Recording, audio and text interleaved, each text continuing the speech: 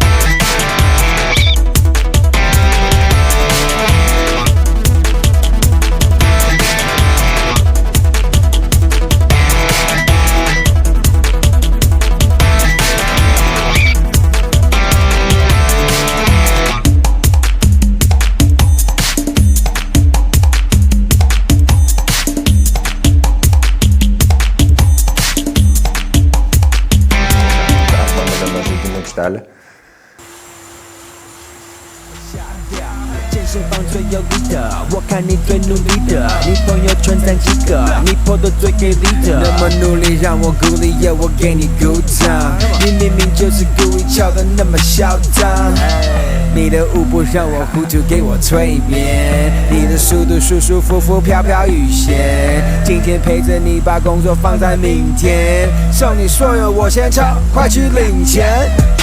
What's your name, girl？ 让我 holler。加你微博 ，I'ma follow。看你健身 ，work it harder，work it harder。Nu ką, tai kas ieško, tas randa. Žodžiu, 3 net atsirado kompanijos, kurios mus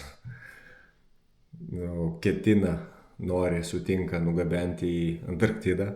Pasiūlėm Aurimui ir Tadui, bet jų planuose nėra šiais metais, tai dabar likom dviese.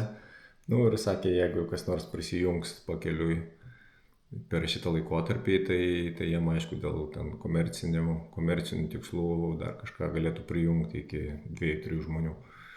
Tai va, tai ir gera naujiena, ir įpareigojanti. Suprantu jau, kad čia rimta labai, reikia kažką daryti. Tai vien popierių prisiuntė kalną. Čia man gaunasi, kad reikia dabar pildyti anketas. Žodžiu, gaunasi pildyti anketas, visokius prašymus, pažymėjimus, kadangi labai nori įsitikrinti, kas mes tokie ir ar mes ten nenorim egzotiškai numirti, pavyzdžiui, nes nėra kapinių Antarktidoje.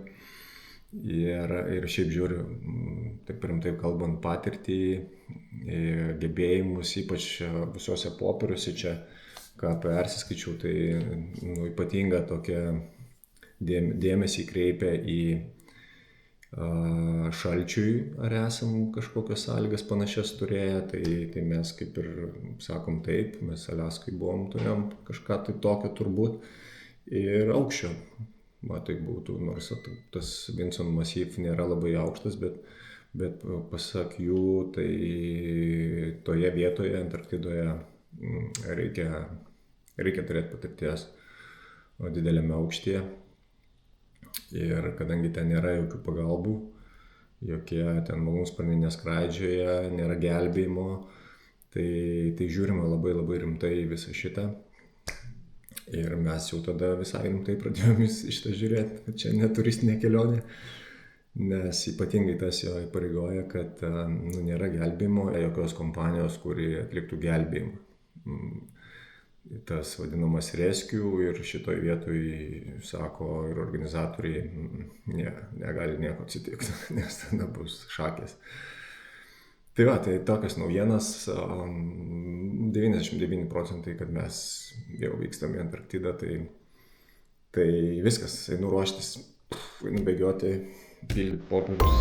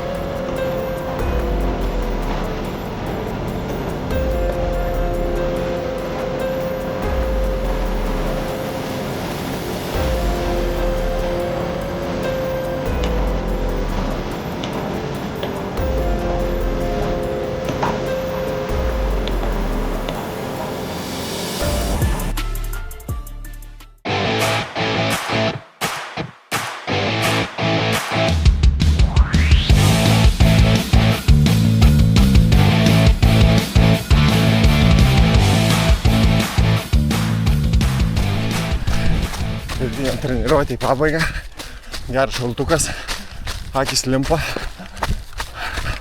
liežuvis irgi toks nuo kvėpavimo pašalęs. Gerai, atsirado tonusas, grįžęs biškį pailsėsiu ir gal eisiu daiktelius apsidėlioti, vien tai spintos įsijungti. Tada vakarinė treniruotė, ir taip gerą savaitę ir užbaigsiu, paskui poilsis ir turėtų ateitas pasiruošimo kažkoks etapas, tai galėsiu pasakyti, kad jau pasiruošęs. Ką dabar dar reikia pabaigti.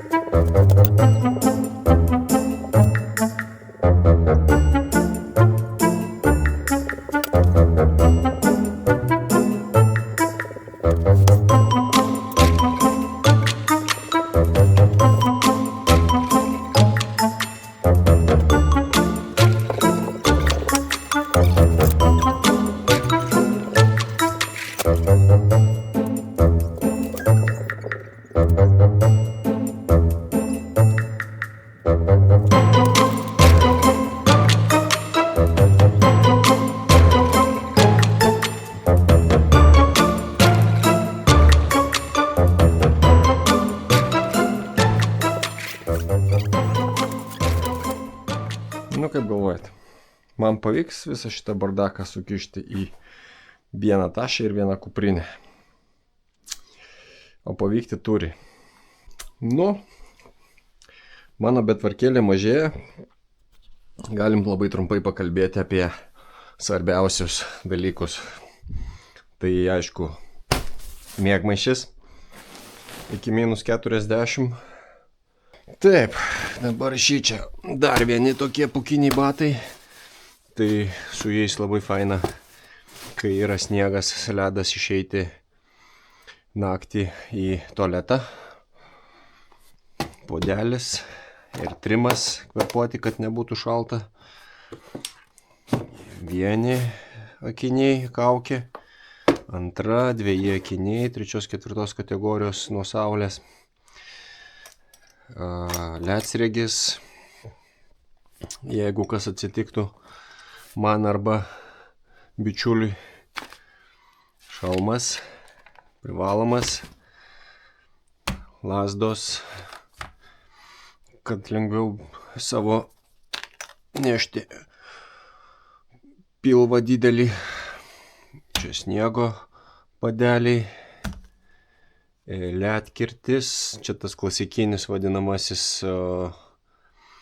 alpinistinis, kaip sakyti, čia trekinis toks labiau, kur gali pasiremti. Ir aišku, jeigu reikia, gali pabandyti gelbėtis. Karabinai kol kas 2, bet bus daug daugiau. Kremas nuo saulės, dar kremas nuo saulės ir lūpom. Čia yra deksametazonas, tas emergency, avarinis, jeigu kas atsitinka, ampulė su švirkštu, kažkoks kremukas nuo skausmo. Dabar biškį pašiltukų, akivaizdžiai mažai. Skambinsim Tadui, prašysiu, kad atsiųstų. Kojinės, dar vienos pirštinės. Visų reikės tikrai.